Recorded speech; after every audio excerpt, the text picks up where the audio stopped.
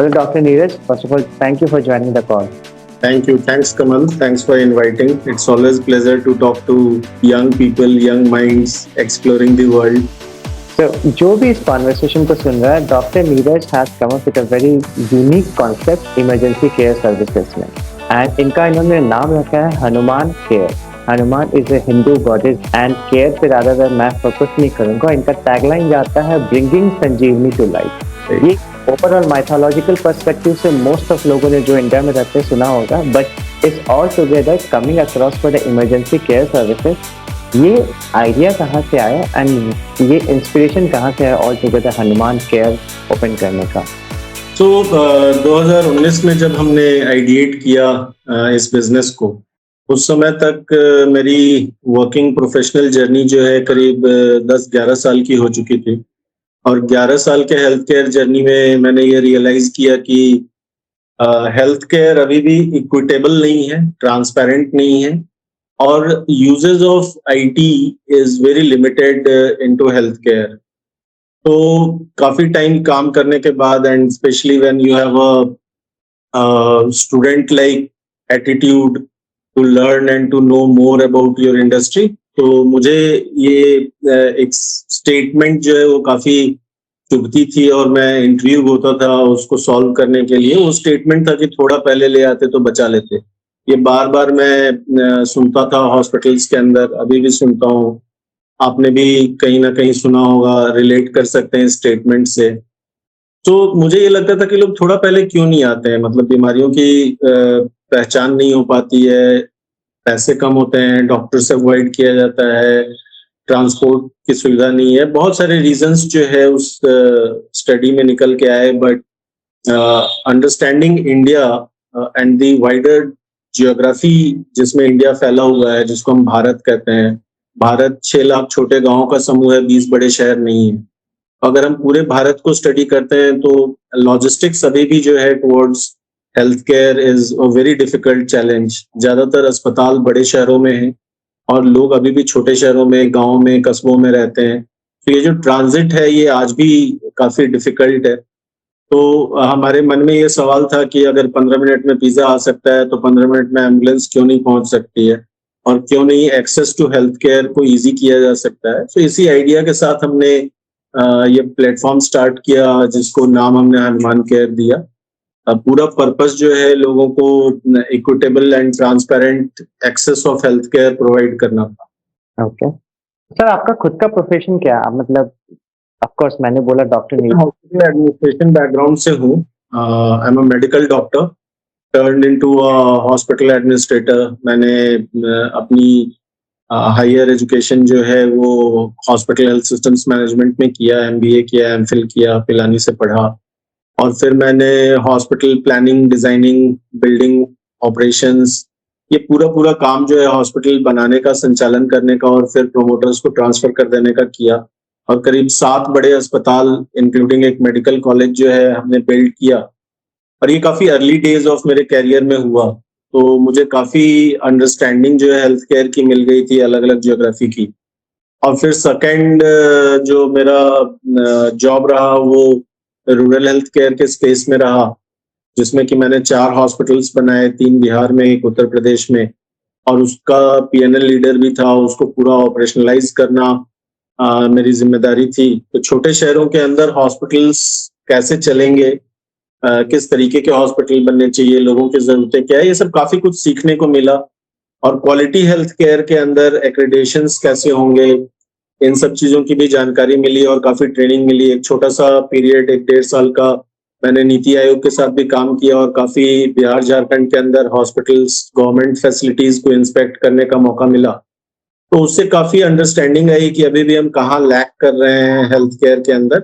और फिर जो उस लर्निंग से निकल के आई, तो मैंने ये डिसाइड किया कि अब अपना कुछ स्टार्ट करना चाहिए, so that we create an example of a social entrepreneurship, जिसके अंदर कि हम लोगों को आईटी इंफ्रास्ट्रक्चर के यूज को हेल्थ केयर में कैसे ला करके सर्विसेज को डेमोक्रेटाइज किया जा सके, इसके ऊपर पूरा एक्सरसाइज जो है था हमारा. और आज जर्नी 4 साल में जहाँ है वो काफी सेटिस्फैक्टरी रही है.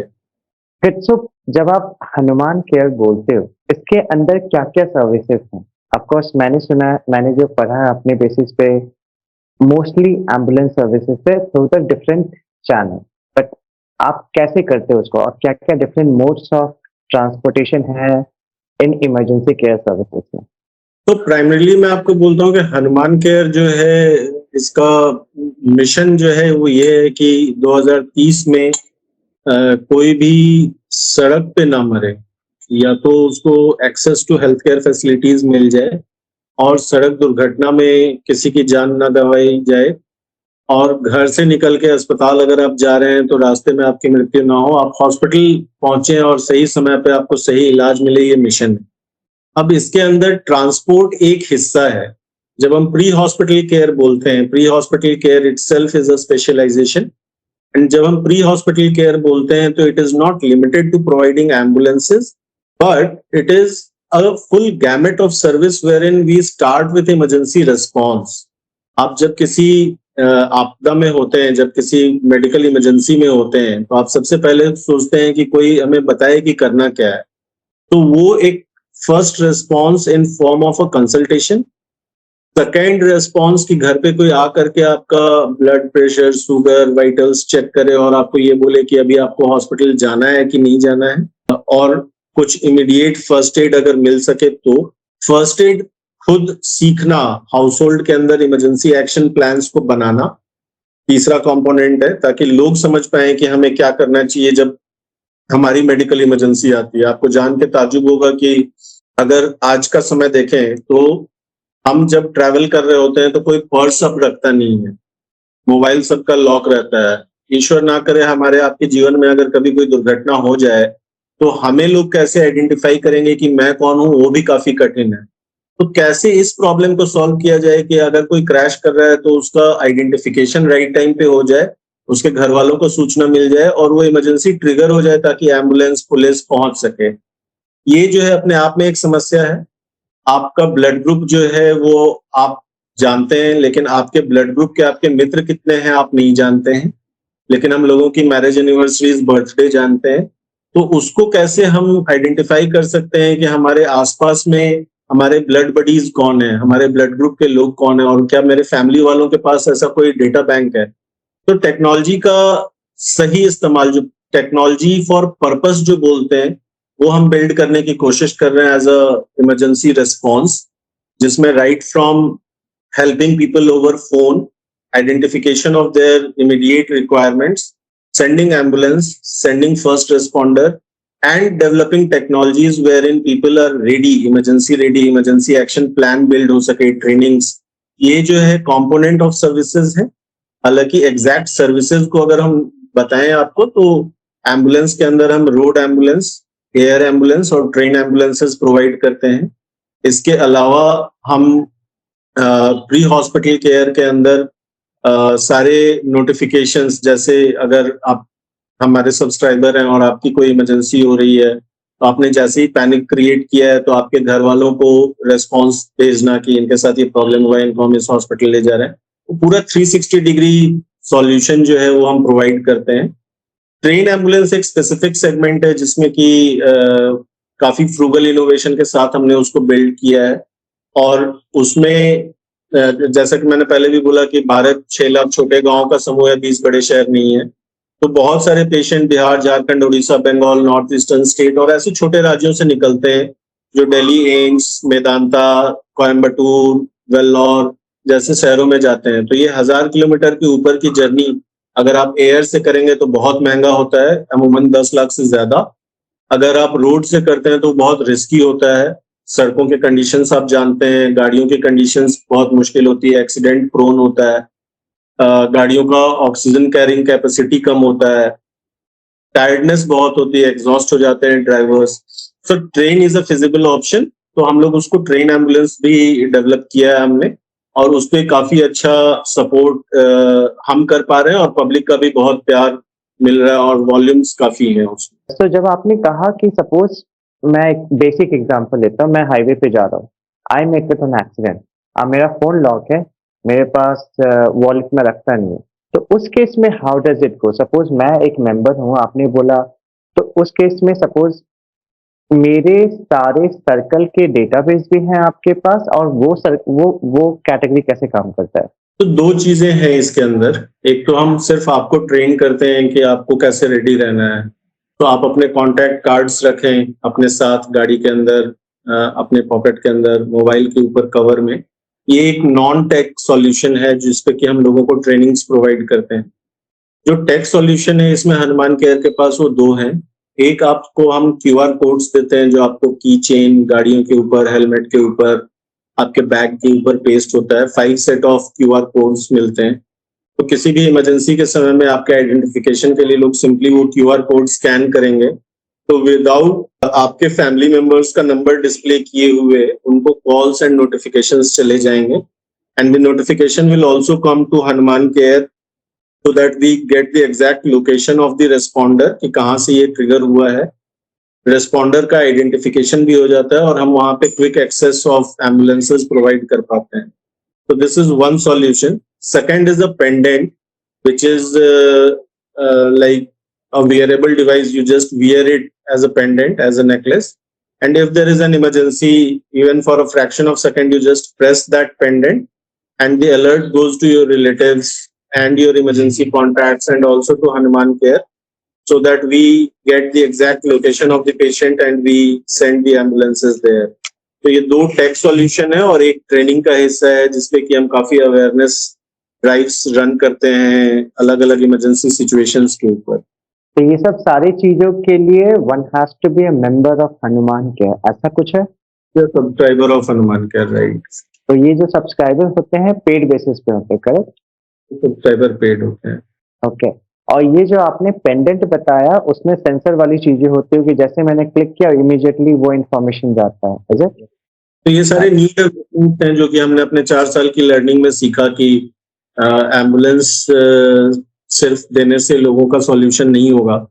राइट टाइम पे इमरजेंसी का ट्रिगर करना, लोगों को आइडेंटिफाई करना और इमरजेंसी हेल्प मांगना जो है वो अपने आप में एक प्रॉब्लम है। If god forbid there are many medical conditions, 4 साल में हमने 2 लाख पेशेंट ट्रांसपोर्ट किए हैं। तो हमें ये पता चल रहा है कि लोगों की परेशानी सिर्फ एम्बुलेंस मिलने की नहीं है, लोगों की परेशानी ये है कि एम्बुलेंस मांगना चाहिए कि नहीं मांगना चाहिए। एम्बुलेंस आप अपने घर का पता यूजुअली लोगों को बताने के लिए बहुत स्ट्रगल होता है कि गूगल मैप का लोकेशन भेजने के बाद भी बताना पड़ता है इधर आओ उधर आओ। तो इमरजेंसी के समय में तो कोई अगर रोड पे खड़ा है तो बताना कि फलाने इलेक्ट्रिक पोल के पास हूँ, फलाने दुकान के पास हूँ, और डिफिकल्ट हो जाता है। तो उस समय टेक्नोलॉजी ही जो है वो सेवियर होती है कि आप ट्रिगर करें और आपका एग्जैक्ट लोकेशन हम फाइंड आउट कर पाए। वही जो है टेक्नोलॉजी ही सेवियर हो सकती है। सो इसलिए हमने ये सारी टेक्नोलॉजीज भी डेवलप की। हमने स्मार्ट एम्बुलेंसेज की टेक्नोलॉजी भी डेवलप की है जिसके अंदर एन रूट केयर जो है, यूजुअली अगर आप बिहार की बात करें या किसी भी स्टेट की बात करें तो एक डिस्ट्रिक्ट से स्टेट कैपिटल की दूरी 4 से 6 घंटे की होती है। अब इस 4-6 घंटे अगर कोई एम्बुलेंस से ट्रांसपोर्ट हो रहा है तो वो सिर्फ एक पैरामेडिक के भरोसे होता है। अब उसमें बहुत सारे मेडिकेशन एरर होने के चांसेस हैं। पैरामेडिक की ट्रेनिंग की डिपेंडेंसी है कि वो कितना ट्रेन्ड है इमरजेंसी हैंडल करने के लिए। तो हमारे कमांड सेंटर से डॉक्टर्स जो है वो लाइव एम्बुलेंसेज में देख रहे होते हैं, जो स्मार्ट एम्बुलेंसेज हैं उसके अंदर, और हॉस्पिटल के डॉक्टर्स को भी नोटिफाई कर सकते हैं हम लोग कि ये पेशेंट आपके हॉस्पिटल आ रहा है, इसका एन रूट केयर में जो दिक्कतें आएंगी काइंडली आप हैंडल कर लें। तो काफी smart sensor based technologies ambulances के अंदर भी हमने डेवलप किया है। ओके, सो पैरेलली आपका टेली हेल्थ के साथ साथ आपका वो रियल टाइम इंफॉर्मेशन भी पास ऑन होता है तो राइट डॉक्टर को, राइट।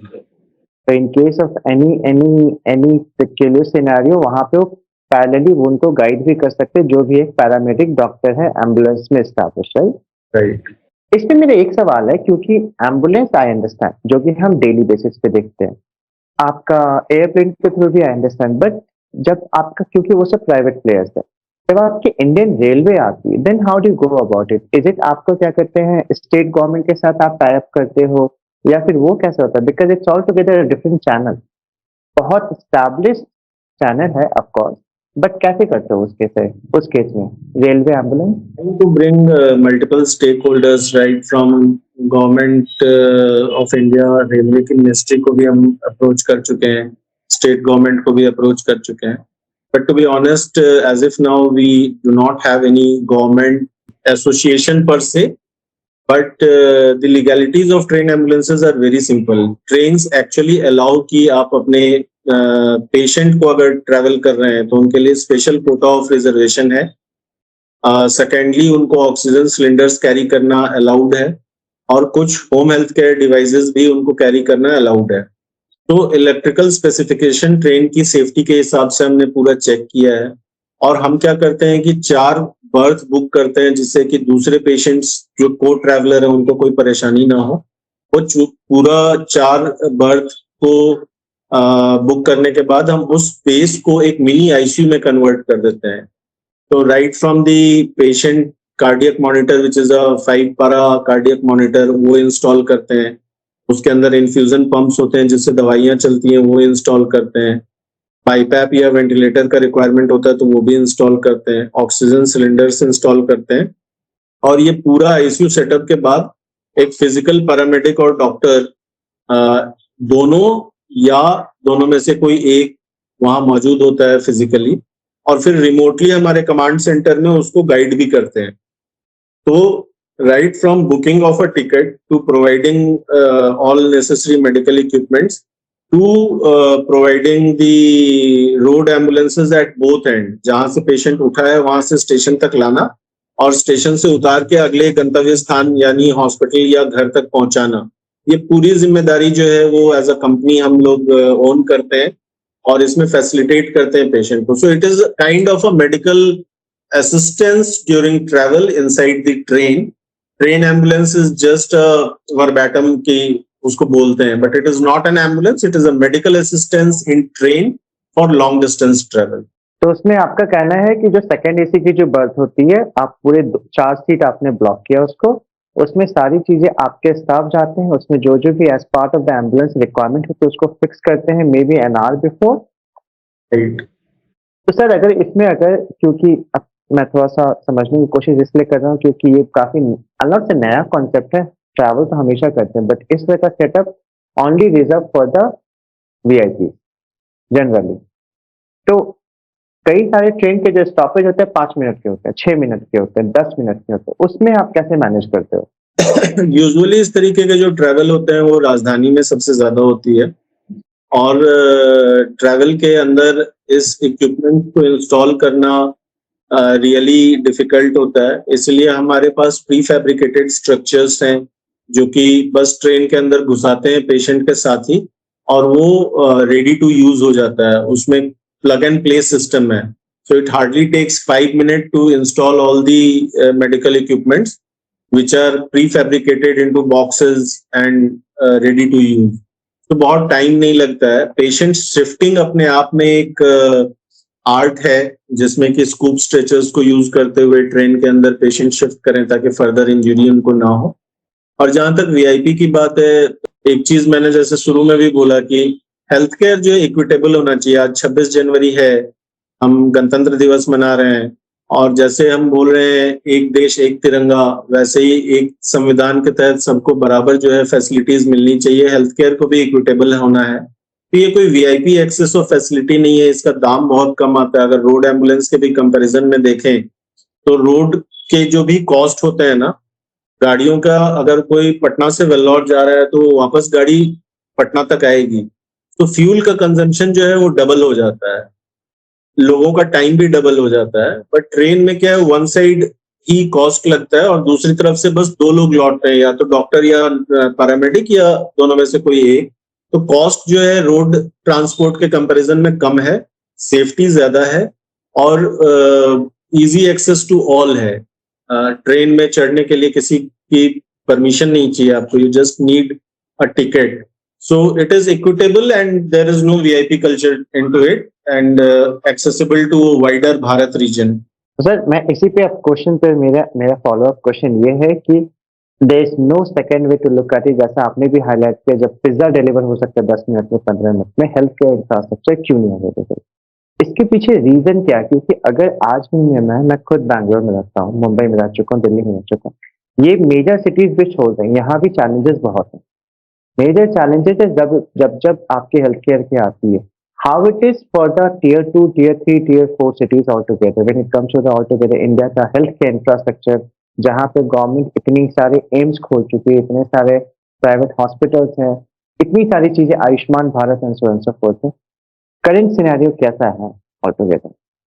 मैं तो बहुत ही ऑप्टिमिस्टिक हूँ इंडियन हेल्थ केयर को लेकर के। इंडियन हेल्थ केयर एक रिवर्स इनोवेशन फेज में है, जहां दुनिया के बेहतरीन देश अमेरिका और यूके जैसे कंट्रीज में हेल्थ केयर बहुत अच्छा है, बट इट ग्रेजुअली लोग बोल रहे हैं कि इट इज फेलिंग। इमरजेंसी में भी जो है लॉन्ग वेटिंग चल रहा है, एक्सेसिबिलिटी इज चैलेंज्ड और अफोर्डेबिलिटी तो यूएस और यूके में भी चैलेंज्ड है, जबकि काफी गवर्नमेंट स्पॉन्सर्ड स्कीम्स जो है वो चल रहे हैं, इंश्योरेंस की परवेसिवनेस काफी ज्यादा है। फिर भी भारत थ्रू आयुष्मान भारत योजना काफी रिवर्स इनोवेशन के फेज में है, जहां की cost of delivery of health care जो है वो in comparison to rest of the world is very less, and still one of the best practices across globe is in India. Media के angle से, lenses से अगर आप देखेंगे तो बहुत सारे करप्ट प्रैक्टिसेस भी इंडिया में होते हैं, लेकिन वो प्रॉब्लम जो है वो ह्यूमन मोरालिटी का है, वो प्रॉब्लम हेल्थ केयर का नहीं है।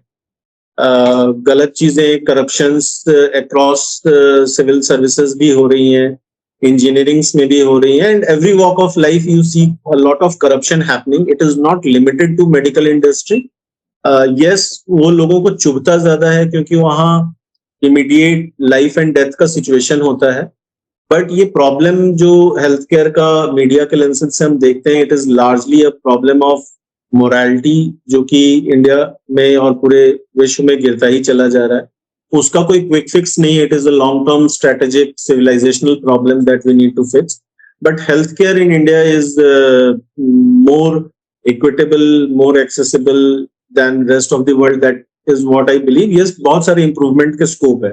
Coming back to specific emergency needs की अगर हम बात करें, तो बड़े शहर, छोटे शहर, प्रॉब्लम हर जगह है। अभी भी अगर मैं बोलूं तो इंडिया में 911 इफेक्ट नहीं आया है, जो यूएस में इमरजेंसी एक्सेस बहुत इजी है, वो अभी भी नहीं है। उसका कारण ये नहीं है कि सरकारें काम नहीं कर रही हैं या सिस्टम नहीं है, उसका कारण ये है कि हमारे लिए, मतलब मासेस के लिए हेल्थ केयर जो है वो सबसे आखिरी पायदान की जरूरत है। बहुत कम फोकस है हमारा हमारे हेल्थ केयर के ऊपर। हम अपनी लग्जरी के ऊपर, एजुकेशन के ऊपर, घर बनाने के ऊपर पूरा फोकस करते हैं, बट हेल्थ को प्रिजर्व करना, प्रमोट करना, उसको केयर करने के ऊपर हमारा सबसे लास्ट जो है स्कोप होता है। हम उस पर पैसे नहीं खर्च करना चाहते हैं, उसके लिए अवेयर नहीं है। तो ये एक प्रॉब्लम स्टेटमेंट है, जिसके चलते कि पिरामिड के बेलों से ना, मतलब नीचे से अगर कोई मांगता है तो ऊपर सर्विसेज भी बनती है। आप किसी हॉस्पिटल जाइए और अगर आप नहीं बोल रहे हैं एज अ कस्टमर कि भाई मेरा बेडशीट आज चेंज नहीं हुआ है या मेरे रूम में सफाई नहीं हुई है, तो हॉस्पिटल भी रिलैक्स होगा, वो भी नहीं करेगा। तो कस्टमर डिमांड से जो है सर्विसेज बनती हैं और इकोसिस्टम बनता है। हेल्थ केयर में कस्टमर डिमांड ही जो है वो उस लेवल का नहीं है जिस लेवल का होना चाहिए, और उसका बहुत बड़ा एक रीजन जो है अवेयरनेस है। अभी मैंने रिसेंटली लिंक्डइन पे एक आर्टिकल लिखा था, थोड़ा लंबा होगा मेरा ये answer, but have patience with it. Saif Ali Khan का अभी एक इंसिडेंस आया जिसमें कि ही वाज स्टैब्ड और उसको ऑटो से जाना पड़ा हॉस्पिटल तक। ठीक है, उसके पीछे कॉन्स्पिरेटोरियल थ्योरी चल सकती है, बट एक हार्ट ऑफ मुंबई, जो कि कमर्शियल कैपिटल है हमारी कंट्री का, इंडिया की लार्जेस्ट एम्बुलेंस कंपनी जो गवर्नमेंट के साथ काम करती है, उसका हेडक्वार्टर है। दो प्राइवेट एम्बुलेंसेस की कंपनी बहुत बड़ी है। सैकड़ों अस्पताल होने के बावजूद अगर ऑटो से जाना पड़ रहा है, तो उसका रीजन जो है वो यही है कि बोया बीज बबूल का तो आम कहाँ से होए। हमने अपने मूवीज में दिखाया है लोगों को यही कि इमरजेंसी होती है तो लोग टेम्पो से लेके जाते हैं, हीरो हीरोइन को कंधे पे लेके जाता है, सर्जन का हाथ तभी चलता है जब वो शराब पी लेता है, एम्बुलेंसेज पेशेंट को लूट लेते हैं, एम्बुलेंसेज लेट पहुंचती है। हमने ये दिखाया है। अगर आप हॉलीवुड की मूवीज देखेंगे तो उन्होंने बनाया है ग्रेज एनाटमी, उन्होंने बनाया the good doctor, the good nurse. उसका आप 3 हॉलीवुड की मूवी देखेंगे तो उसमें से एक में जरूर 911 का जिक्र होगा। तो वो अवेयरनेस ड्राइव जो है वो पब्लिक का वेस्ट ऑफ द वर्ल्ड में ज्यादा है, हमारे यहाँ अवेयरनेस पुअर है और हमने मेडिकल वर्ल्ड को ही पूरी तरीके से निगेटिव इमेजेस के अंदर दिखाया है। तो लोगों का ट्रस्ट नहीं है कि एम्बुलेंस पहुंचेगा, लोगों का ट्रस्ट नहीं है कि हॉस्पिटल जो है वो अच्छा इलाज करेगा। तो सब कोई स्केप्टिकल है बहुत ज्यादा, और ये भी एक रीजन है कि सर्विसेज की डिमांड बहुत हाई नहीं होती है जितना कि होना चाहिए। If you see at the numbers and data of hospitalization every day per year in government and private facility, if you look at the number of accidents every hour, more than 2000 accidents happen in our country. सिर्फ national highway का भी अगर data देखेंगे तो हर एक घंटे में 8 लोगों की मौत हो रही है हमारे यहाँ सिर्फ रोड ट्रैफिक एक्सीडेंट में। तो numbers are very very high, but the utilization is still low because of a bad awareness and poor image creation of the entire medical industry in India. In fact इसके बहुत सारे reason जो personally मैं भी I think ये applicable है not एक police की सर्विस, दूसरी डॉक्टर की सर्विस और तीसरा लॉयर। ये तीन चीजें से जनरली कहा जाता है जितना दूर रहो उतना अच्छा है, बट आयरनी ऐसी है ये तीनों की जरूरत हमें स्पेशली पुलिस और आपके डॉक्टर के तो हैंड इन हैंड जरूरत पड़ती है। इन सबों का खौफ हमेशा एक बना रहता है कई बार। इनफैक्ट कई सारी बीमारी होती है, लोग हेजिटेट करते हैं हॉस्पिटल जाने में, यार इतना लंबा बिल चिपकाएंगे, यार इतना ज्यादा खर्चा हो जाएगा एक छोटे से। तो एक ये भी सेंस ऑफ डर कहीं ना कहीं मुझ में भी है और लोगों में भी है कि एक छोटी सी चीजों के लिए 5,000 का बिल बनेगा, 10,000 का बिल बनेगा। तो आई थिंक ये भी कहीं ना कहीं एक मेजर रोल प्ले करता है with respect to accessibility too. Right, certainly play करता है, लेकिन कमल जैसे मैं बता रहा हूँ, मुझे हेल्थ केयर में 14 साल हो गए। मैं आपको 2-3 बहुत स्पेसिफिक बातें बोलूंगा। मैंने आज तक कोई डॉक्टर नहीं देखा जो कि जानबूझ करके पेशेंट को लंबे टाइम भर्ती रखना चाहता है। मैंने आज तक कोई ऐसा हॉस्पिटल नहीं देखा जहाँ की जबरदस्ती किसी पेशेंट की सर्जरी की जाती है। मैंने अभी तक ऐसा कोई नर्स नहीं देखा जिसने गलत ट्रीटमेंट करके किसी पेशेंट को मारना चाहो। इंटेंटफुली कुछ नहीं होता है, बट सिर्फ ऐसे ही पेंट की जाती हैं बहुत सारे मूवीज में और आम बोलचाल के अंदर। मैं ये नहीं बोल रहा हूँ कि हेल्थ केयर के प्रैक्टिसेस में कोई प्रॉब्लम नहीं है, डेफिनेटली प्रॉब्लम है, और वो प्रॉब्लम जो है वो ट्रांसपेरेंसी का है, वो प्रॉब्लम ट्रेनिंग का है। जब डॉक्टर पेशेंट रिलेशनशिप आज से 25 साल पहले बहुत अच्छा था, बुरा हो गया है, क्योंकि पेशेंट्स जो है वो एजुकेटेड हो रहे हैं। पेशेंट डॉक्टर से पूछ रहे हैं कि भाई मुझे क्या हुआ है बताओ, मुझे जो दवाई लिख रहे हो वो बताओ, क्योंकि उनका अवेयरनेस जो है इंटरनेट के माध्यम से बढ़ गया है। डॉक्टर्स कहीं ना कहीं भी रेजिस्टेंट है कि मुझे पता है कि मैं तुम्हारे साथ क्या कर रहा हूँ और मैं इंटेंटफुली राइट हूँ, तो मैंने जो लिखा है वो फॉलो करो। पेशेंट डॉक्टर कम्युनिकेशन को इवॉल्व होना पड़ेगा, जो कि वेस्ट ऑफ द वर्ल्ड में काफी इवोल्यूशन हुई है।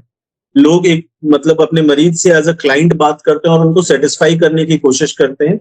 इंडियन हेल्थ केयर के अंदर मुझे लगता है कि कम्युनिकेशन बैरियर बहुत ज्यादा है, both in person and also as IT practices. मैं बोल रहा हूँ कि अगर मैं आज एक कैशलेस स्टोर बना सकता हूँ या मतलब ह्यूमनलेस स्टोर बना सकता हूँ कि जाऊं और अपना ग्रोसरी का सामान उठा लूं और मेरी बिलिंग में ऐड हो जाए, तो हॉस्पिटल के अंदर भी अगर एक डॉक्टर ने एक प्रेस्क्रिप्शन किया है तो वो उसके बिल में जब ऐड हो रहा है वो प्रेस्क्रिप्शन या वो विजिट या एक प्रोसीजर, तो पेशेंट के केयर गिवर्स को वो नोटिफिकेशन जाना बहुत ईजी है। It is a simple IT adoption जो कि इंडियन हेल्थ केयर में कम है।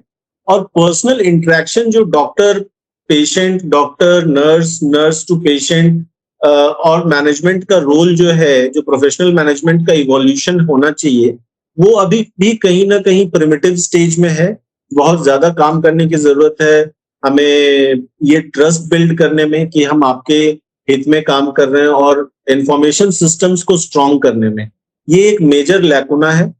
आई एम रिपीटिंग कि intentfully health care is doing good to all. I'm repeating that healthcare practices in India is better than many of the countries in the world. I'm repeating that healthcare is much cheaper in India than rest of the world.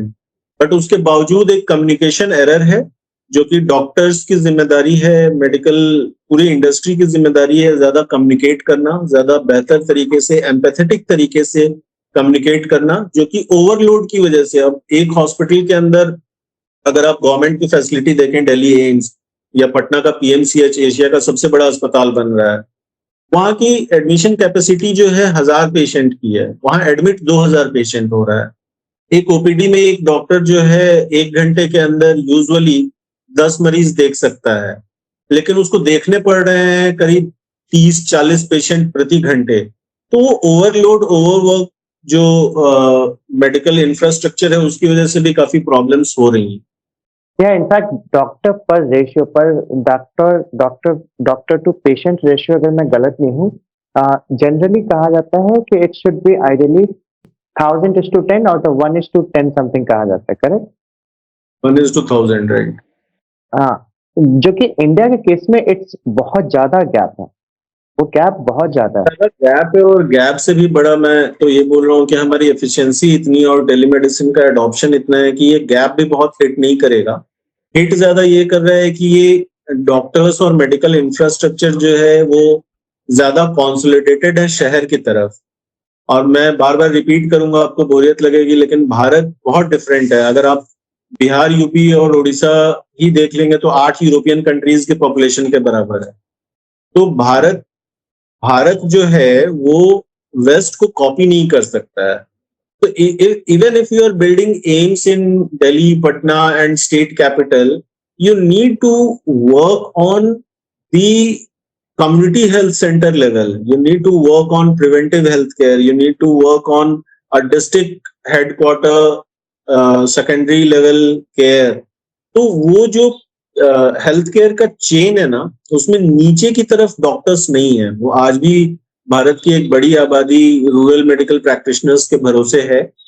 Bharat की एक बड़ी आबादी अभी भी अस्पतालों से विहीन है। बहुत सारे डिस्ट्रिक्ट ऐसे हैं जहां एक भी आईसीयू बेड नहीं है। कोविड ने इस सब चीज को एक्सपोज किया।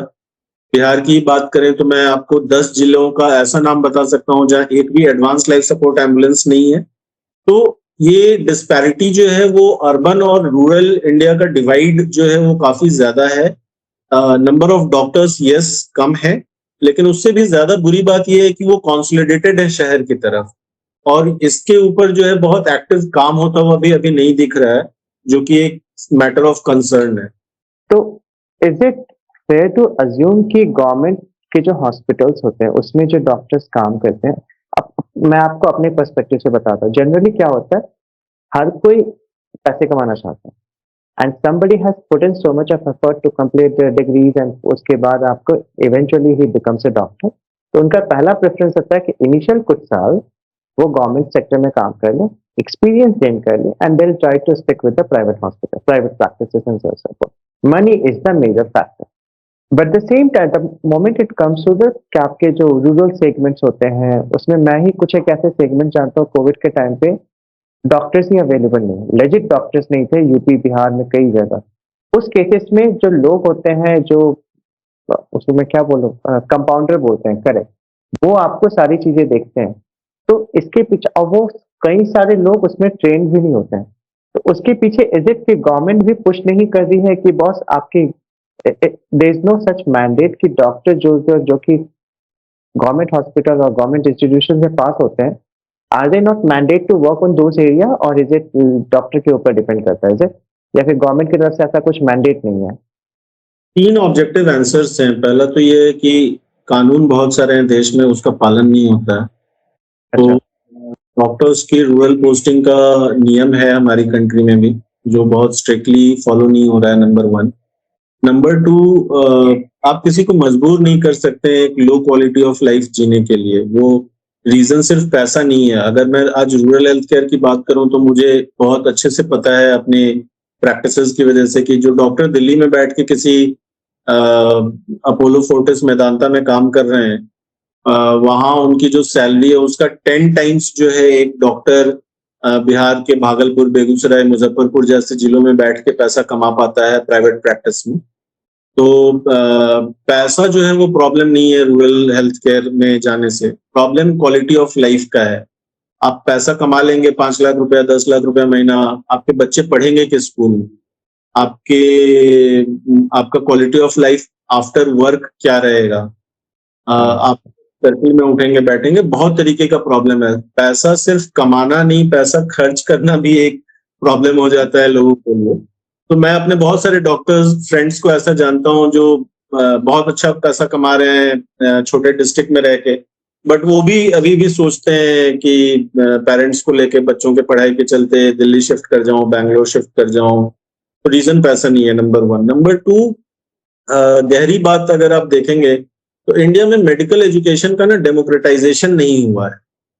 और इसको आप कंपैरिजन टू वर्ल्ड भी देख सकते हैं और comparison to Indian education system into other streams भी देख सकते हैं। आप एक डिप्लोमा इंजीनियरिंग करके आईटीआई करने के बाद भी आप बीटेक कर सकते हैं और आपको लैटरल एंट्री मिल जाती है। एम आई राइट? करेक्ट। पहले डोएक चलता था, अभी कुछ और नाम हो गया है उसका। डोएक से ओ लेवल ए लेवल करने के बाद भी आप को लैटरल एंट्री बीटेक में मिल जाती है, एमटेक में मिल जाती है। आप सिविल सर्विसेज में भी अगर देखें तो आपको कुछ लैटरल एंट्रीज के प्रोविजन है। लेकिन मेडिकल में एक नर्स जो आज एएनएम की है उसको जीएनएम में कोई लैटरल एंट्री नहीं मिलती है। एक बीएससी नर्स जो है वो जीवन भर बीएससी नर्स रहेगी, उसको एमबीबीएस में कोई लैटरल एंट्री नहीं मिलेगी। एक आयुष डॉक्टर जिसने वही एनाटॉमी, फिजियोलॉजी, बायोकेमिस्ट्री पढ़ी है, उसको कोई ब्रिज कोर्स नहीं मिलेगा ताकि वो दूसरे सिस्टम ऑफ मेडिसिन को फॉलो कर सके। एक लैब टेक्नीशियन जीवन भर लैब टेक्नीशियन रहेगा, उसको कोई लैटरल एंट्री नहीं मिलेगी पैथोलॉजी में एंट्री करने की। तो ये मेरा व्यक्तिगत मानना है कि डेमोक्रेटाइजेशन जो है वो मेडिकल एजुकेशन का बहुत ज्यादा इम्पोर्टेंट है। अगर आप वेस्टर्न एजुकेशन को देखेंगे तो a nurse can actually graduate to becoming a doctor and there are provisions of nurse practitioners too. तो उन्होंने अपने रूरल हेल्थ केयर के चैलेंजेस को पहले समझा और इंडिविजुअल नर्स प्रैक्टिशनर्स जो है वो अलाउड हैं वहां पे, डेफिनेटली आफ्टर सर्टेन ट्रेनिंग। और दूसरी बात जो है इम्पोर्टेंट वो ये कि भारत के अंदर एक बार आप डॉक्टर बने या लैब टेक्नीशियन बने या एक्सरे टेक्नीशियन बने तो आप जीवन भर रह सकते हैं डॉक्टर। बहुत सारे कंट्रीज के अंदर जो है लाइसेंसिंग के रिन्यूअल्स होते हैं, आपको एग्जाम पास करना होता है हर एक 3 साल में, 5 साल में, जिससे कि आपका डॉक्टर का लाइसेंस बचा रहेगा। सो आपको आपका कंटिन्यूअस अपग्रेडेशन जो है वो जरूरी है अपने सब्जेक्ट के अंदर, और दूसरे सब्जेक्ट के लैटरल एंट्रीज भी उसके अपग्रोइंग सब्जेक्ट्स में होता है। इंडिया में ये डेमोक्रेटाइजेशन नहीं है, इसलिए भी बहुत नंबर्स कम है अभी भी। आप बहुत सारे मेडिकल कॉलेज खोल लेंगे, उसके बाद भी आबादी के ग्रोथ के हिसाब से उसको मैच करना हमेशा ही डिफिकल्ट रहेगा। ओके, आई थिंक वो मेरा फॉलोअप सवाल था जिसको आपने बखूबी आंसर दिया। डेमोक्रेटाइजेशन वाली चीजें तो खैर ये मेरे लिए नया पर्सपेक्टिव है क्योंकि ये सब सारी चीजें ऑफकोर्स बाकी एजुकेशन में होता है, बट मेरा जो हमेशा अजम्पशन रहा है, एक medical as a degree is very expensive, बहुत एक्सपेंसिव है एज कम्पेयर टू बहुत सारे लोग होते हैं जो कि रशिया, चाइना ये सब जगह से कोर्सेज करके आते हैं इंडिया में, बट स्टिल उनको वापस से कुछ एग्जाम देना पड़ता है and the cost is major factor. Right, cost of being a doctor is very high. Time भी ज्यादा लगता है, पैसे भी बहुत लगते हैं। और फॉरेन मेडिकल ग्रेजुएट्स का तो प्रॉब्लम बहुत बड़ा है। मतलब अगर आप किसी भी कंट्री से पढ़ के आ रहे हैं तो इंडिया में आप प्रैक्टिस नहीं कर सकते हैं, आपको अपनी लाइसेंसिंग के लिए बहुत टफ एग्जाम देना पड़ता है। और ऐसा नहीं है कि इंडिया के अंदर प्राइवेट मेडिकल कॉलेजेस में बहुत अच्छी पढ़ाई हो रही है, वहाँ की भी क्वालिटी बहुत पुअर है, बट क्योंकि वो इंडिया में पढ़ रहे हैं और पैसे दे रहे हैं तो उनको प्रैक्टिस करना अलाउड हो जाता है by virtue of the law. तो इस लॉ का रिवीजन भी जो है वो जरूरी है। ऑफ कोर्स लाइसेंसिंग जो है वो इम्पोर्टेंट है, आप किसी भी कंट्री से किस तरीके का एजुकेशन लेके आए you never know, but entry exit examinations जो हैं वो ईज आउट करने चाहिए और हर किसी के लिए, वो चाहे इंडियन ग्रेजुएट हो चाहे फॉरेन मेडिकल ग्रेजुएट हो, हर किसी के लिए होना चाहिए, नंबर 1। नंबर 2, कॉस्ट जो है वो इंफ्रास्ट्रक्चर का कॉस्ट ज्यादा है, बहुत ज्यादा। मतलब मुझे आज तक ये समझ में नहीं आया कि एक मेडिकल कॉलेज बनाने के लिए इतना ह्यूज इंफ्रास्ट्रक्चर क्यों चाहिए। स्कूल के इंफ्रास्ट्रक्चर में मेडिसिन की पढ़ाई हो सकती है, आपको कोई जरूरत नहीं है कि हमें एकर्स ऑफ लैंड चाहिए, बड़ी बड़ी बिल्डिंग्स चाहिए। आप यूएस में चले जाइए, मेडिकल स्कूल्स आपको हमारे प्राइमरी स्कूल्स जैसे दिख जाएंगे। तो दी एजुकेशन को पूरा रिवॉल्यूशनाइज करना जो है वो इंडिया की जरूरत है। ईज आउट अगर नहीं करेंगे मेडिकल इंफ्रास्ट्रक्चर, मेडिकल स्कूल्स बनाने के लिए, तो ये प्रॉब्लम, जिस तरीके से आबादी बढ़ रही है उतने नंबर्स ऑफ डॉक्टर्स बनाने में तो बहुत, मतलब एक सदी लग जाएगा। और तो सर इसी पे नहीं, इनफैक्ट ये सवाल हमेशा रहता है जब भी रूरल इंडिया की बात करते हैं। एंड आज के डेट में डिजिटलाइजेशन के चक्कर में बहुत सारी चीजें आ गई, जैसे बहुत सारे स्टार्टअप्स, टेली हेल्थ हो गए, आपके रिमोट हॉस्पिटल्स हो गए, सब सारी चीजें, ये एक्चुअल में कितना बेनिफिट कर पा रहा है रूरल इंडिया को टू एन एक्सटेंट? टेलीमेडिसिन तो बहुत ज्यादा रिवोल्यूशनाइज कर रहा है, और इसमें मैं तो गवर्नमेंट को भी बहुत अप्रिशिएट करूंगा। गवर्नमेंट ने काफी पुश दिया है। एक तो कोविड ने ही बहुत पुश किया कस्टमर एंड पे कि लोग अडॉप्ट करें टेलीमेडिसिन को, और चूंकि कस्टमर डिमांड बढ़ा तो हॉस्पिटल्स एंड डॉक्टर्स भी टेलीमेडिसिन का अडॉप्शन बहुत फास्ट किए हैं। तो digital prescription has increased 20 folds in comparison to before 2020 and after 2020। Government initiatives जो है वो बहुत ही अच्छी हैं टेलीमेडिसिन सेंटर्स खोलने के लिए, गवर्नमेंट सेंटर्स के अंदर टेलीमेडिसिन को इवॉल्व करने के लिए। ई संजीवनी एक पोर्टल है जिसपे कि फ्री टेली कंसल्टेशन होता है और वो पूरे भारतवर्ष में यूज हो रहा है। सीएससीज के अंदर जो कॉमन सर्विस सेंटर्स होते हैं वहां पे टेलीमेडिसिन की फैसिलिटी पहुंचा दी गई, और बहुत ही रॉबस्ट टेक्नोलॉजी के साथ और गवर्नमेंट डॉक्टर्स के पार्टिसिपेशन के साथ टेलीमेडिसिन इंडिया में बढ़ रहा है। सो टेलीमेडिसिन तो पूरे दुनिया में मुझे लगता है कि जो यूपीआई जिस तरीके से अप्रिशिएट हो रहा है, आने वाले कुछ सालों में टेलीमेडिसिन ऑफ इंडिया का अप्रिशिएशन पूरी दुनिया में होगा, और वो रूरल एरिया में काफी डीप पेनिट्रेट कर रहा है। स्कोप अभी भी बहुत ज्यादा है, बहुत काम बाकी है, बट जो दिशा भारत ने ली है टेलीमेडिसिन में वो काफी सराहनीय है। बोथ गवर्नमेंट इकोसिस्टम और प्राइवेट स्टार्टअप्स जो एंट्री किए हैं टेलीमेडिसिन में वो बहुत ही कमेंडेबल है अभी तक। तो इसी पे आपने बोला कि ये जो टेलीमेडिसिन वाली चीजें, it can revolutionise the entire health care operations in the India rural sector. Not exactly on the same pattern, but the way it is revolutionizing, India में medical tourism is booming exponentially. आपके patients not only सिर्फ South Asian region से आ रहे, but in fact Western region से भी बहुत सारे patients आते हैं इंडिया में अपनी ट्रीटमेंट कराने के लिए। One of the major factors is world class treatment at the same time affordability. But आपको ये भी दिखता है क्या कि इंटरनेशनल पेशेंट्स और जो डोमेस्टिक पेशेंट्स के बीच में जो ट्रीटमेंट का केयर का डिफरेंस है, the quality of treatment, there is a major gap? Yes, there is a gap, definitely there is a gap, क्योंकि मेडिकल टूरिज्म अभी भी जो है वो 5 सितारा अस्पताल ही अट्रैक्ट कर रहे हैं भारत में। अगर हम बात करें तो जो आयुष चिकित्सा पद्धति है कि लोग वेलनेस के लिए, पंचकर्मा के लिए आ रहे हैं, उनकी संख्या अभी भी बहुत एनकरेजमेंट वाली नहीं है। So nearly I believe more than 10 lakh people annually come for Ayurveda treatment in India, and more number of patients are coming for dental treatment, cosmetology, knee replacements, hip replacements, transplant surgeries।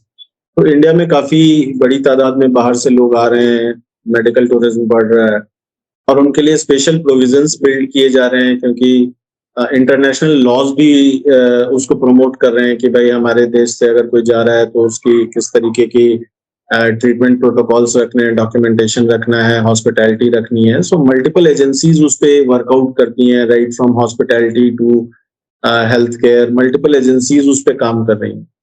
जहां तक disparity की बात है कि Indian patients और international tourist जो आ रहे हैं मेडिकल टूरिज्म के लिए, एक तो कमर्शियल रीजंस डेफिनेटली हैं, वो पैसा ज्यादा देते हैं, हॉस्पिटैलिटी खोजते हैं तो उनको वो सर्विसेज मिलती है। Indian market is still very price sensitive, तो यहाँ पे लोग हेल्थ केयर में बहुत ही कम पैसा खर्च करना चाहते हैं। आउट ऑफ पॉकेट एक्सपेंडिचर अभी भी बहुत ज्यादा है, इंश्योरेंस परवेजिवनेस कम है, इसलिए प्राइस सेंसिटिव मार्केट है। तो इंडियन पेशेंट्स के जो ट्रीटमेंट है उसमें हॉस्पिटैलिटी एस्पेक्ट अभी भी बहुत कम है। बट एक चीज सबको समझना बहुत जरूरी है कमल की, मेडिसिन इज अ साइंस, दो it is not an absolute science, मेरे लिए 2+2 4 है तो आपके लिए भी 2+2 4 है। मेडिसिन ऐसा नहीं है, मेडिसिन में कुछ disparity with experiences and understandings होती है, लेकिन उसके बावजूद मेडिसिन एक साइंस है, और मलेरिया का दवाई जो मुझे चलेगा वही कमल को चलेगा, एक गरीब को जो चलेगा वही अमीर को चलेगा। सो treatment does not differ between rich and poor, whether it is India or abroad. It is just the hospitality part which differs, कि आपको जिस तरीके की रूम फैसिलिटी मिलेगी, जितना प्यार से बात करने वाले ट्रेन्ड नर्सेज, ग्रूम्ड नर्सेज मिलेंगी, उतना शायद इंडियन पेशेंट को ना मिले। But the treatment quality, be assured that across the geography, Indian geography, and across the entire country, you will find the same kind of treatment for rich and poor. That is my guarantee and my optimism कि उसमें कोई अंतर नहीं होता है। इसी पे मैं एक दूसरा मेरा सवाल हमेशा रहता है जब भी मैं इस टाइप के प्रोफेशनल्स या फिर एंटरप्रेन्योर से बात करता हूँ, बट जब आती है बात मेडिसिन की, मोस्ट ऑफ द कंपनी जो कि जेनरिक मेडिसिन भी है, वो भी आपको ऑलमोस्ट काफी इन्फ्लेटेड प्राइस पे बेचते हैं। एट द सेम टाइम, अगर मैं गलत नहीं हूँ, जो जेनरिक मेडिसिन है और जो सेम मेडिसिन आपको कंपनीज बेचती है, फार्मास्यूटिकल कंपनीज, फाइजर हो गया, सिप्ला हो गया, बहुत सारी कंपनीज हैं, वो आपके ऑलरेडी इन्फ्लेटेड प्राइस पे बेचते। तो इसके लिए गवर्नमेंट की तरफ से कुछ इनिशिएटिव होता है या फिर इज इट लाइक जो है बॉस वही है? क्योंकि एक कंपनी है, मुझे याद नहीं है, एक बच्चे ने खोला है, he started the company at the age of 16। उसके कंपनी का नाम ही है जेनरिक मेडिसिन, या फिर मुझे नाम एग्जैक्टली नहीं याद है, वो महाराष्ट्र का बच्चा है।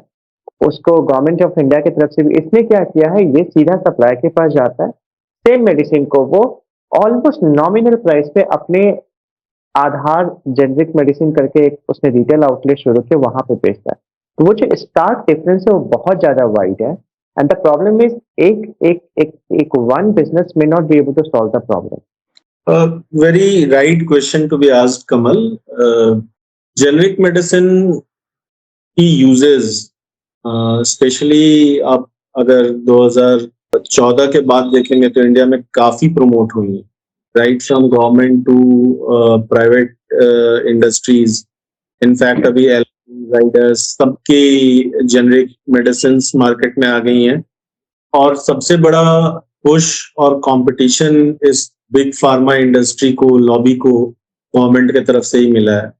अगर आप देखेंगे तो आप हर शहर, मतलब किसी भी राज्य में चले जाएं, आपको जन औषधि केंद्र दिखना शुरू हो जाएगा, और हर गली मोहल्ले तक जन औषधि केंद्र, गांवों तक जन औषधि केंद्र, सरकारी हॉस्पिटल्स के अंदर, प्राइवेट हॉस्पिटल्स के बाहर जन औषधि केंद्र खुल गए हैं, जो कि गवर्नमेंट सपोर्टेड होती हैं, प्राइवेट पार्टनरशिप्स के अंदर होती हैं, सप्लाई चेन गवर्नमेंट मेंटेन करती है, और इसमें जो दवाइयां मिलती हैं वो 10 to 20 टाइम्स चीपर होती हैं एक प्राइवेट रिटेल स्टोर से।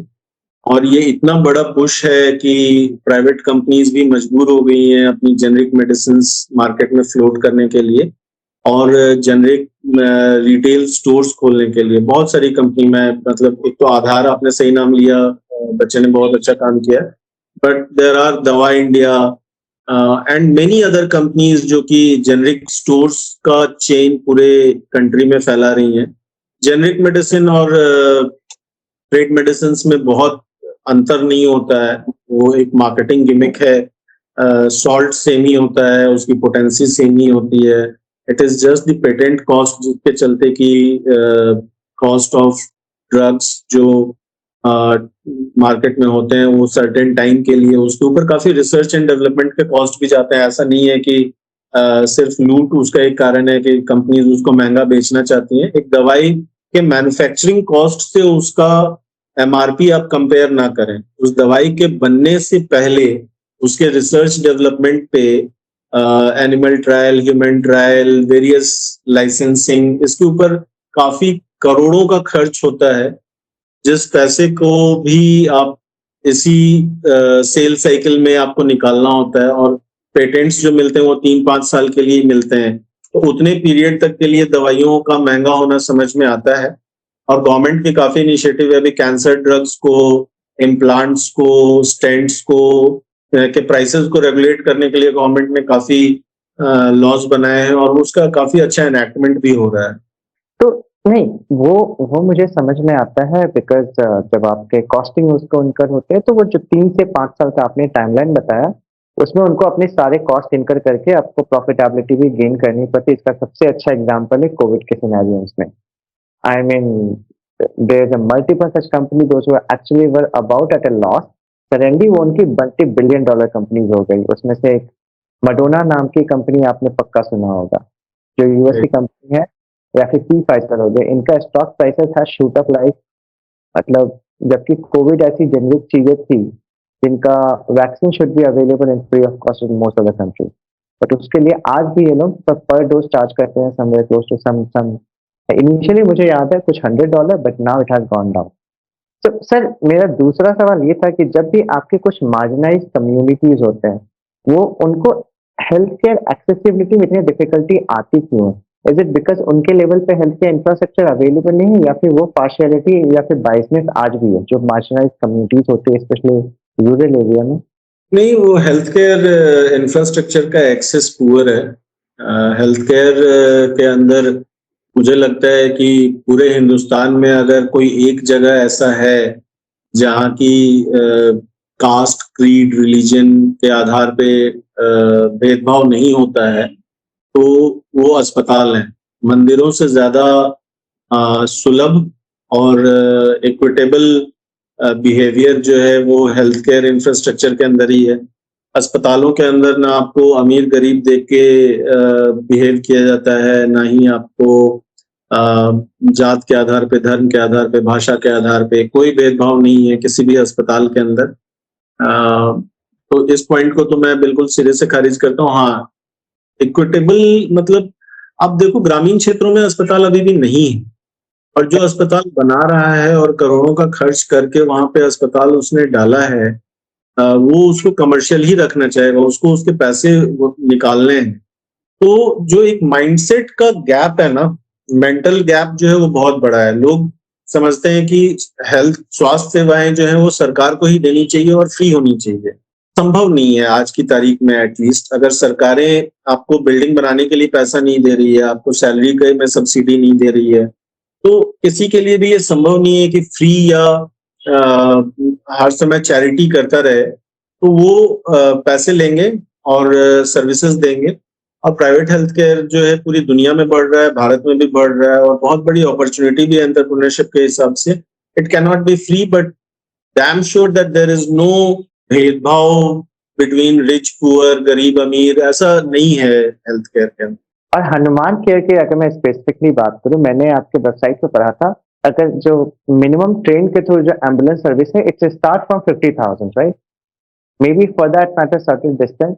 तो जब आते हैं मार्जिनाइज्ड कम्युनिटी या फिर पुअर लोगों की, तो उस केस में हनुमान केयर कैसे हेल्प कर पाता है? सर, पहली बात तो ये है कि हम मतलब ट्रांसपेरेंसी जो है वो अपने आप में बहुत सारी चीजों का सॉल्यूशन है। तो हम, जैसे आपने एक स्टेटमेंट बोला ना कि हमें पता है कि हम हॉस्पिटल जाएंगे तो कितना बिल हो जाएगा ये पता नहीं है, इसका डर होता है। तो वेबसाइट पे प्राइस डिस्प्ले करना itself is a transparency, itself is a promise that the pricing that we are displaying will not change. We are not going to cheat you on this. So हमारे website पे price calculator भी है। आपको अगर train से जाना है, train ambulance से कहीं, तो आप उस फॉर्म को भरें और आप ऑटोमेटिकली प्राइस कैलकुलेटर आपको एस्टिमेटेड प्राइस मिल जाएगा। 5-10% आगे पीछे हो सकता है, डिस्पैरिटी नहीं होती। तो एक तो लोगों को ये ट्रांसपेरेंटली बताना कि आपका खर्चा क्या लगेगा, और दूसरा उस प्रोसेसेस को फॉलो करना कि किस चीज का पैसा आप दे रहे हैं, ये जो है हमने अडॉप्ट किया है। और यही हमारा सबसे बड़ा जो है यूएसपी भी है। अगर आप एम्बुलेंस की अडॉप्शन की भी बात करें ना, तो लोग एम्बुलेंस बुलाने की जगह एक प्राइवेट व्हीकल, ऐसा नहीं है कि लोग गांव से शहर नहीं जा रहे हैं मेडिकल नीड में, लेकिन वो प्राइवेट बोलेरो या स्कॉर्पियो ले रहे हैं, एम्बुलेंस नहीं ले रहे हैं। उसका एक रीजन तो ट्रस्ट का जरूर है कि एम्बुलेंस टाइम से आएगी कि नहीं आएगी। स्कॉर्पियो बोलेरो जल्दी आ जाएगी, टेम्पो जल्दी आ जाएगा, ये एक फैक्टर है। दूसरा फैक्टर फियर ऑफ प्राइस भी है। अगर आपको आज एक कैब बुक करना हो तो आपको पता होता है कि मुझे 8 रुपए किलोमीटर, 10 रुपए किलोमीटर लगेगा based on the luxury. If you want a Innova तो आपको प्राइम मेंबरशिप है तो 15 रुपए किलोमीटर भी लगेगा। बट एम्बुलेंस का प्राइस क्या होना चाहिए? एम्बुलेंस का कीमत जो है वो एक प्राइवेट टैक्सी से ज्यादा होता है एसेट का। मतलब एक ambulance usually basic life support ambulance भी 15 लाख रुपए की आती है और एक advance life support ambulance 30 lakh रुपए की आती है। उसके अंदर एक पैरामेडिक होता है जो ट्रेंड होता है, सिर्फ ड्राइवर ऑपरेटेड नहीं होता है। उसके अंदर लाखों की दवाइयां भी होती है जो आपका जान बचाती है। तो उसका कीमत क्या होना चाहिए in comparison to this cab that you are booking, ये जो है लोगों के दिमाग में नहीं है कि उसका प्राइस तो बहुत महंगा होगा। तो ये ट्रांसपेरेंटली बोलना कि ये प्राइस क्या है, ये अपने आप में एक बड़ा प्रॉब्लम सॉल्व करेगा। और मैं आपको डेटा बोल रहा हूँ कि 10% का डेल्टा है। अगर आप 100 किलोमीटर का ट्रेवल कर रहे हैं आज एक स्कॉर्पियो या बोलेरो से, तो आपको 4,000 से 4,500 रुपए का चार्ज होता है। एम्बुलेंस के अंदर वही चार्ज जो है 5,500 रुपए का हो सकता है। मतलब 10% से ज्यादा का डेल्टा एक प्राइवेट व्हीकल वर्सेस एम्बुलेंस का नहीं है। बट स्टिल ये फियर बहुत ज्यादा है कि एम्बुलेंसेस बहुत महंगी होंगी। और उसका रीजन एक जो है एम्बुलेंस सर्विस प्रोवाइडर्स भी रहे हैं, क्योंकि एम्बुलेंस का जो प्राइस मैट्रिक्स है वो किलोमीटर बेस्ड नहीं था, वो time, emotion and opportunity based था। आपकी आवाज में जितनी घबराहट होगी उतना पैसा एम्बुलेंस वाले चार्ज कर रहे थे। This is I take this credit on behalf of Hanuman care and also with all due respect I give this credit to all my competitors in the industry, जिन्होंने प्राइस यूनिफॉर्मिटी एंड ट्रांसपेरेंसी जो है वो industry में build की है medical transport sector के अंदर। मैं एक सवाल ऑलमोस्ट सारे एंटरप्रेन्योर से पूछता हूँ। एक, if you want to give a one piece of advice to a budding entrepreneur जो कि हेल्थ केयर के सेगमेंट में जाना चाहता है but does not come from the health care background, तो सपोज अगर मैं इंजीनियरिंग बैकग्राउंड से आ रहा हूँ, मैं कुछ एज ए एंटरप्रेन्योरशिप और बिजनेस अपॉर्चुनिटी ढूंढ रहा हूँ हेल्थ केयर में, what would be your piece of advice? What is the line of stream that मैं और कोई भी non health care professional choose कर सकता है? मतलब वन लाइन आंसर नहीं हो पाएगा कमल, बट मैं बता रहा हूँ कि health care in India needs a lot of entrepreneur to come and solve the problems. सबसे पहला एडवाइस ये है ना कि you should be on ground. किताब पढ़ करके कोई प्रॉब्लम अगर आपको समझ में आ रही है या एक पर्सनल एक्सपीरियंस से अगर कोई प्रॉब्लम समझ में आ रही है और आप उसके अराउंड बिजनेस मॉडल डेवलप करना चाहते हैं तो प्लीज ना करें वो। मैंने बहुत सारे एंटरप्रेन्योर्स को देखा है कि उन्होंने एक स्टडी पढ़ी, एक रिसर्च आर्टिकल पढ़ा और उनको लगा ये बहुत बड़ा प्रॉब्लम है और वो कूदे हैं कुछ बनाने के लिए और ड्रास्टिकली फेल किए। तो सबसे पहला तो एडवाइस ये है कि B on ground, do a deep research on the problem, be very customer centric कि कस्टमर का प्रॉब्लम स्टेटमेंट क्या है। दूसरा जो बहुत इंपॉर्टेंट एडवाइस है कि do not try to replace doctors from anything that you are building in healthcare. You'll have to enable doctors, you'll have to enable them with technology, tools, SOPs, to ease out their work rather to take away their work from them. आप doctor नहीं कर सकते। Doctors resist करेंगे, ये मैं इसलिए बोल रहा हूँ क्योंकि ये काफी लंबा एक्सपीरियंस जो है वो डॉक्टर्स ने गेन किया है। वो पेशेंट का पेन पॉइंट समझते हैं और इंटेंटफुली बहुत राइट है। तो उनका वर्कलोड जैसे जैसे आप कम करेंगे, उनका इन्वॉल्वमेंट जितना ज्यादा न्यू टेक्नोलॉजीज एंड बिजनेसेस के अंदर होगा उतना ज्यादा जो है फास्ट आपकी सर्विसेज ग्रो करेंगी और कस्टमर का प्रॉब्लम सॉल्व होगा। और तीसरा मैं एक निगेटिव एडवाइस ये करूंगा कि health care is very very price sensitive in India. So if you are trying to build something in Indian healthcare, you need to be very, very, very efficient because आप premium services masses के लिए नहीं build कर सकते हैं। Classes के लिए कुछ सर्विसेज बिल्ड हो सकती हैं, जैसे न्यूट्रास्यूटिकल्स के बिजनेस अभी बहुत क्लासी हो गया है, लोग स्किन केयर है, न्यूट्रिशंस हैं। But if you are trying to build something for masses, you need to be very, very efficient to bring down the prices. It is a very price sensitive market. एक हमेशा सवाल रहता है, जब चूंकि आप बेस्ड आउट ऑफ बिहार में, मैं अभी रिसेंटली किसी से बात भी कर रहा था, तो ये मैं आपसे रियल टाइम एग्जांपल समझना चाहता हूँ बिकॉज बिहार को लेके इन जनरल लोगों को बहुत सारी चीजें स्केप्टिकल है। तो सपोज जैसे वो गुंडागिरी हो गई, वो सब सारी चीजें हो गई, और आज भी लोग बोलते हैं यार बिहार में कोई बिजनेस करने से प्रॉब्लम ये होता है कि कोई भी लोकल गून आ गया, वो आपसे फिर बट धंधागिरी मांगता है। बिजनेस करने में प्रॉब्लम होती है, कहने का मतलब। अब मतलब आम परसेप्शन ये है कि बिहार में कोई भी बिजनेस आप अगर आपका ग्रो होगा तो कुछ गुंडे आएंगे और आपसे फिरौती मांगेंगे आपके बिजनेस में। करेक्ट। तो ये कितना चेंज हुआ है ऑन द रियल ग्राउंड, क्योंकि बाकी सारे स्टेट्स में आपके स्टार्टअप को लेके जो मेजर रिवॉल्यूशन आ रहा है, it's a major one. Bihar में ये चीजें कितनी हद तक रियलिटी है, और ये जो लोगों का परसेप्शन है कि फिरौती वाली रकम, वो सब सारी चीजें कितना चेंज हुआ है? मतलब मैं कोई मार्केटिंग नहीं करूंगा बिहार का यहाँ, बट मैं आपको फैक्ट्स आपके आगे रख रहा हूँ सिर्फ। मुझे ये बिजनेस करते हुए 4 साल हो गए। आज तक मुझे कोई हैरेसमेंट कॉल नहीं आया है। मतलब फॉरगेट अबाउट गूंस, किसी कस्टमर की तरफ से भी कोई हैरेसमेंट कॉल नहीं आया है मुझे कि देख लेंगे कर लेंगे टाइप कोई कॉल नहीं आया है। गवर्नमेंट इकोसिस्टम का बहुत ज्यादा सपोर्ट रहा है हमारे बिजनेस के अंदर। वो चाहे मुझे किसी गवर्नमेंट की लाइसेंसिंग की जरूरत हो, बैंक से लोन्स की जरूरत हो, तो गवर्नमेंट का काफी प्रोएक्टिव अप्रोच रहता है स्टार्टअप्स एंड बिजनेसेस एमएसएमईज को हेल्प करने का।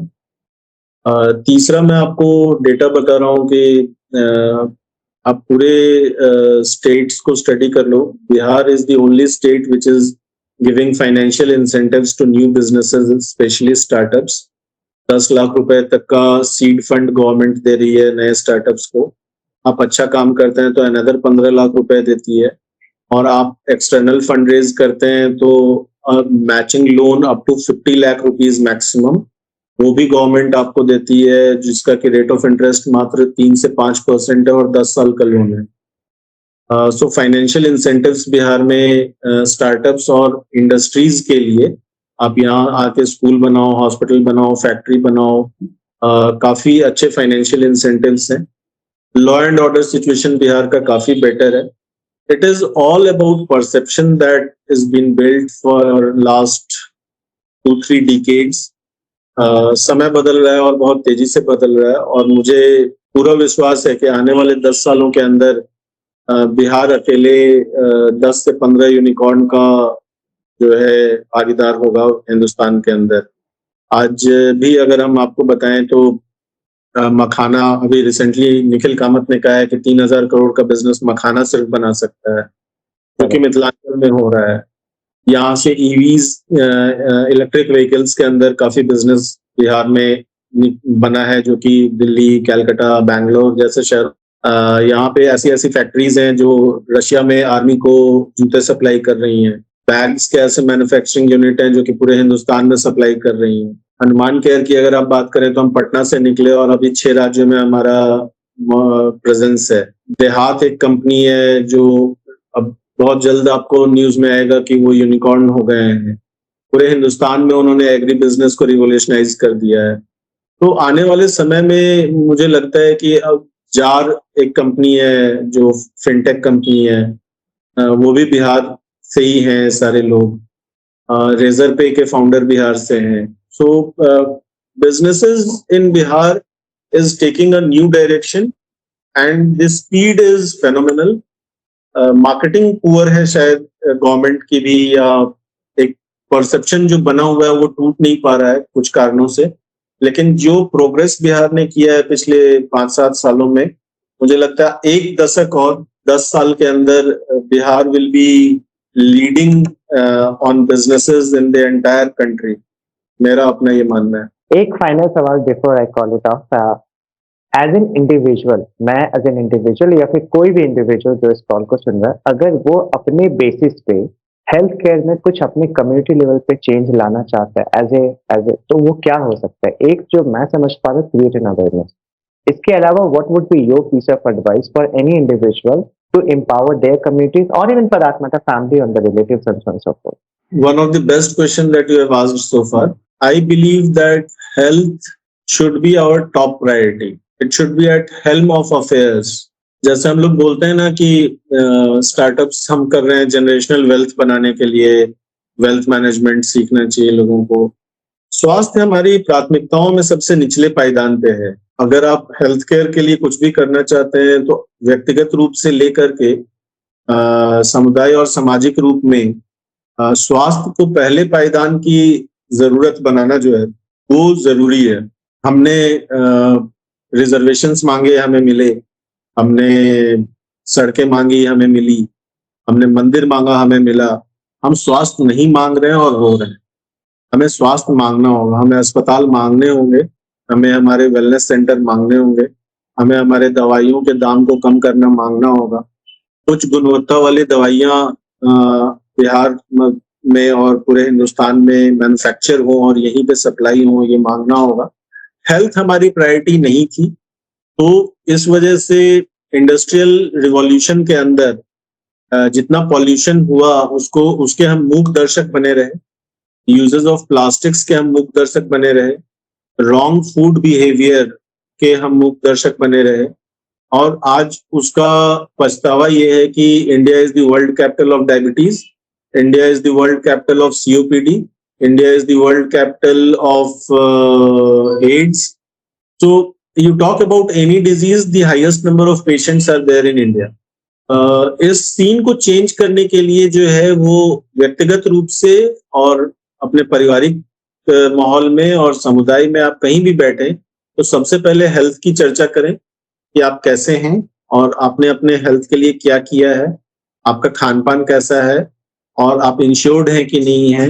So you take any topic right from adoption of right healthcare practices, Khan पान से संबंधित कवर पढ़ना, जो पैकेज्ड फूड हम खाते हैं उसके कवर को पढ़ना कि आप खा क्या रहे हैं, उसकी क्वालिटी क्या है, उसका मैन्युफैक्चरिंग क्या है, से लेकर के आपके इंश्योरेंस बाइंग बिहेवियर, आपकी घर के अंदर किसी एक आदमी का फर्स्ट एड ट्रेनिंग, आपके स्कूल्स की disaster preparedness. You take any topic and just spend at least 1 hour every week on that particular subject to talk to more people about it is the best thing that you can do if you want to evolve as a good community, better community and strong community.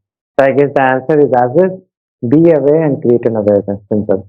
Because that's the only way forward. Good, Dr. Akshay, बहुत बहुत शुक्रिया आपका ये information, क्योंकि ये नया perspective eight the same time Hanuman के bringing Sanjeevani to life जिस तरीके से काम कर रहा है, जिस तरीके से though you might have started with Bihar, but frankly speaking even though आप मेजर सिटीज में भी चल जाओ, चैलेंजेस सेम है. इट्स जस्ट दैट कम है बट चैलेंजेस हैं, और हेल्थ के एक ऐसा segment all together that needs an urgent assessment at the same time urgent intention as well. तो पॉइंटर बहुत सही है. सारे स्टार्टअप्स भाग रहे भाई, जैसे फंडिंग आए, जैसे पैसे कमाए, जैसे 10 मिनट में पिज्जा डिलीवर कर दे, 10 मिनट में ग्रोसरी डिलीवर कर दे. अगर ये सारी चीजें थोड़ी सी इम्प्लीमेंट हेल्थ केयर में हो जाए तो शायद से बहुत सारे लाइफ बच जाए, बहुत सारी चीजें लाइफ आसान हो जाए. थैंक यू सो मच इस पर्सपेक्टिव को देने के लिए.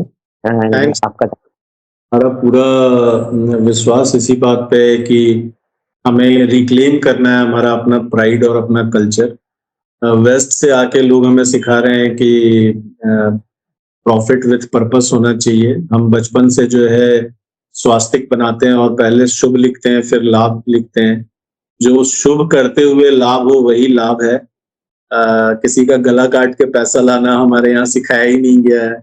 सो it is always a work which is purposeful and you earn profits out of it, then only it is profit. हमें वेस्ट ऑफ द वर्ल्ड ने ये सिखाने की कोशिश की कि भाई आप एनवायरनमेंट कंट्रोल जो है वो अच्छा होना चाहिए, एनवायरनमेंट फ्रेंडली होना चाहिए.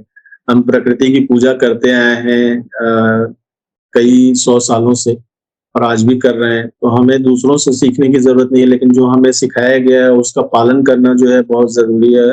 अपने में गर्व होना बहुत जरूरी है. और पूरे हिंदुस्तान के साथ साथ किसी भी मंच पे जाता हूं तो ये जरूर बोलता हूं कि बिहार एक नई दिशा की तरफ बढ़ चुका है. और हमारा सक्सेस या फेलियर बिजनेस का जो है किसी व्यक्ति को डिफाइन नहीं करता है. बिजनेसेस में fail, a person as an entrepreneur does not fail, and Bihar has learned this. So thousands and lakhs of entrepreneurs will come from Bihar and will change the entire landscape of the country in business domain. That is the final word. मैं भी यही चाहता हूँ, क्योंकि मेरा भी base वहीं से आता है. बहुत बहुत शुक्रिया सर आपके टाइम के लिए. Thanks Kamal, thanks a lot.